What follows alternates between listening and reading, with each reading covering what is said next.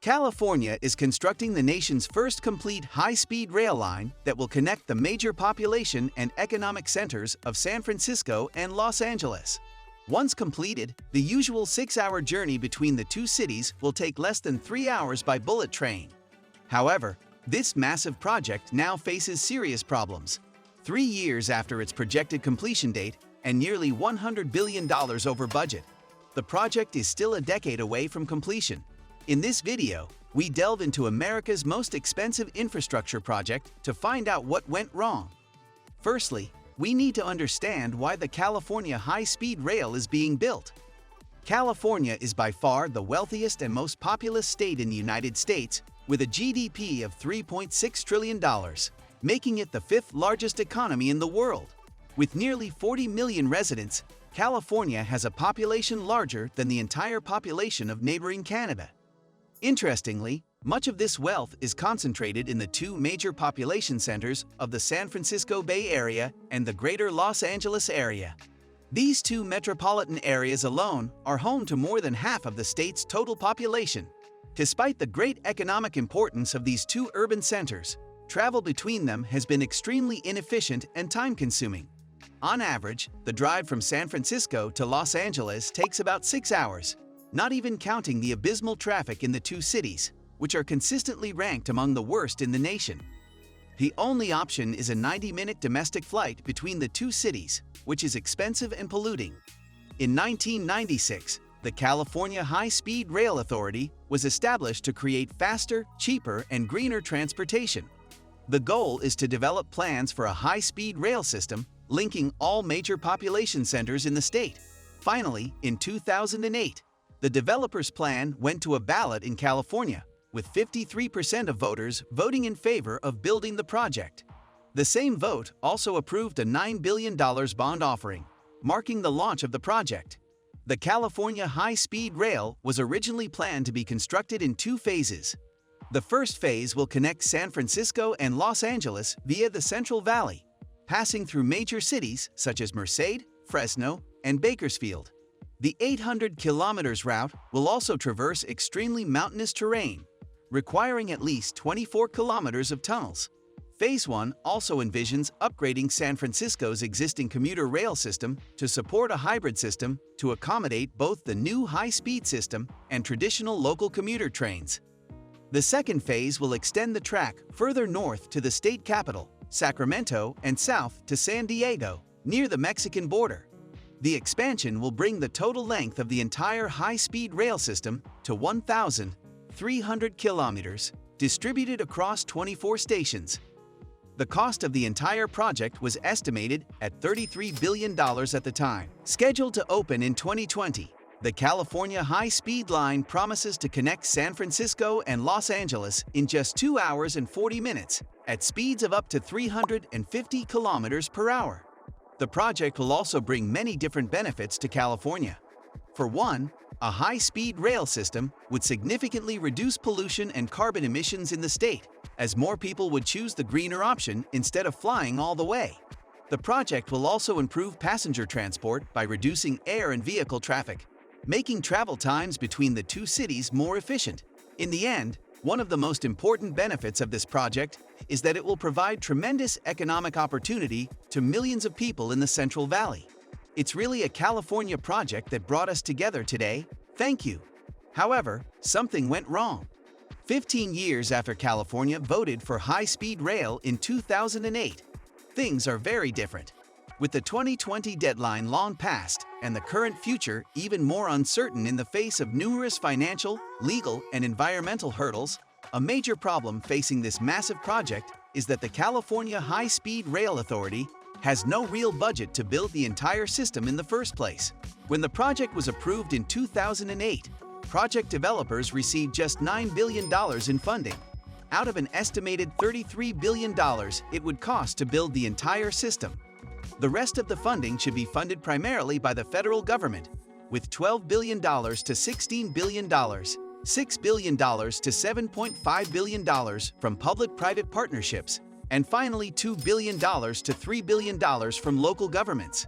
The project heavily relies on funding, mostly from Washington. However, 2 years after the 2008 vote, Congress has only committed $3 billion of the so-called $16 billion, according to the latest estimates. The cost of completing just the first phase of the project, which links Los Angeles and San Francisco, has now risen to $128 billion due to inflation and rising construction and materials costs. With little support from the federal government, it's unclear where developers will find the necessary funding. While the cost of the project has skyrocketed, a lot of time, money, and labor have gone into its construction. Nearly $10 billion has been spent on legal and construction costs, according to the latest figures. In addition, a large amount of infrastructure has been built along key sections of the route, including bridges, viaducts, and underpasses. In addition to the obvious financial issues, the nature of the U.S. legal system has caused multiple delays to the project. For one, California is known for its strict environmental policies and laws. Just getting the permits needed to build a mega project of this size is a daunting task. In fact, the environmental cleanup process alone has cost project developers as much as $1.3 billion on already limited budgets. 3 years behind the original 2020 deadline, California's high-speed rail plans have shifted amid financial woes. First, a smaller stretch from Merced to Bakersfield is currently being built to replace the continuous line from Los Angeles to San Francisco. This particular section was chosen for construction first, as it was the most cost-effective part of the overall system. Much of the route between Merced and Bakersfield consists of flat rural farmland that can be easily acquired and developed by project sponsors. The smaller section, which is expected to be completed by 2033 at the latest, is currently a top priority for the project's developers. When complete, commuters will have the option to use existing regular trains to transfer from Merced to San Jose, Sacramento, or San Francisco. Meanwhile, in the southern end of Bakersfield, commuters can take buses to Los Angeles and the rest of Southern California.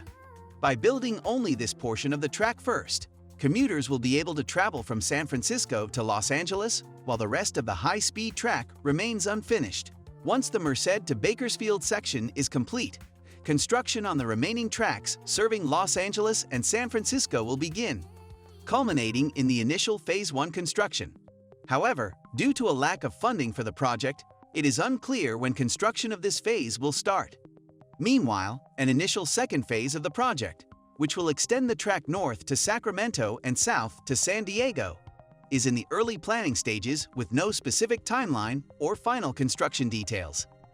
What do Californians think of this?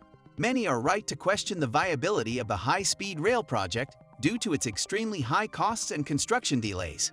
Many believe that even if a smaller segment updates the plan, there's no guarantee that people will actually use it.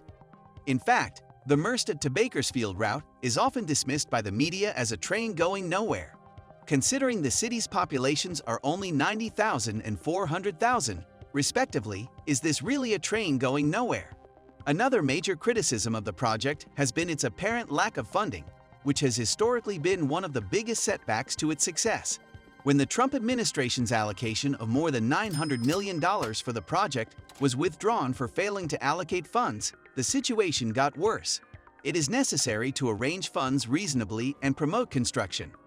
Critics also point to unrealistic passenger forecasts, rising cost projections, and unpurchased land as other reasons for not building the facility. On the other hand, many remain optimistic about the future of the project given the results already achieved. On one hand, 680 kilometers of the entire project's 800 kilometers have been cleared in an environmentally friendly manner. There are also plans to completely clear the entire route by the end of 2023. The approximately 120-mile route from Bakersfield to Merced is also currently under construction and has made significant progress since breaking ground in 2015. By October 2022, approximately 40% of the rails will be complete, and major intersections such as the San Joaquin River Viaduct and the Fresno River Viaduct will be complete.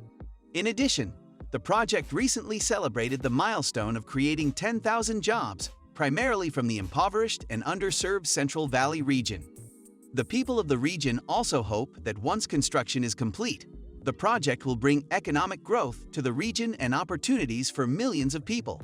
In addition to the social and economic benefits of the project, the newly elected administration of Joe Biden is more supportive of rail infrastructure than the previous Trump administration. By doing so, the project hopes to have a better chance of receiving much-needed federal funding. What do you think of the California high-speed rail project? Do you think America is ready for the bullet train? Let us know in the comments below. Thanks for watching. We'll see you in the next video.